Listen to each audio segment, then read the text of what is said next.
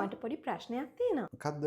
I'm having a headache. මගේ ඔළුව හිරිදෙනවා. alright. ඉන්නකෝ ලස්සන mistake එකක් හදලා දෙන්න. so ලංකාවේ ගොඩක් අය ඕක කරන mistake එකක්. so මට ඔළුවේ කැක්කමක් තියෙනවා.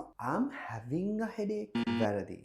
Remember, you can say I have a headache. ඒකට හේතුව ඔය symptoms ගැන කියද්දි බඩ රිදෙනවා, ඔළුව රිදෙනවා, බෙල්ල රිදෙනවා. symptom එකක්. උන තියනවා. ඒ අර්ථයෙන් ඔය have කියන word එක use කරනකොට ඒක stative verb එකක්. අපි ing form එක සාමාන්‍යයෙන් පාවිච්චි කරන්නේ නැහැ. ඒතර ඔළුවේ කැක්කමක් තියනවා කියන අර්ථයෙන් ඔයාලට කියන්න පුළුවන් I have headache කියන්න. එතකොට ඔළුවේ කැක්කමක් තියනවා කියන අර්ථයෙන් have කියන word එක use කරද්දී ing දාන්න නැතුව I have a headache කියලා කියන්න. having කියන අර්ථයෙන් ඔය word එක පාවිච්චි කරන්න පුළුවන්. මොකක් හරි ක්‍රියාවක් විස්තර කරනකොට උදාහරණයක් විදිහට ඔයාලට කියන්න පුළුවන් මම දවල් කෑම කන ගමන් I'm having lunch. එතකොට have කියන එක ඔයා කරන ක්‍රියාවක්. I'm having a bath. මම නානවා.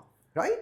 තියනවා කියන අර්ථයෙන් ක්‍රියාවෙන් පෙන්වන්න බැරි මනසෙන් කරන symptom එකක් රෝග ලක්ෂණයක් ගැන කියනකොට having කියලා භාවිතා වෙන්නේ නැහැ. You can say I have a headache.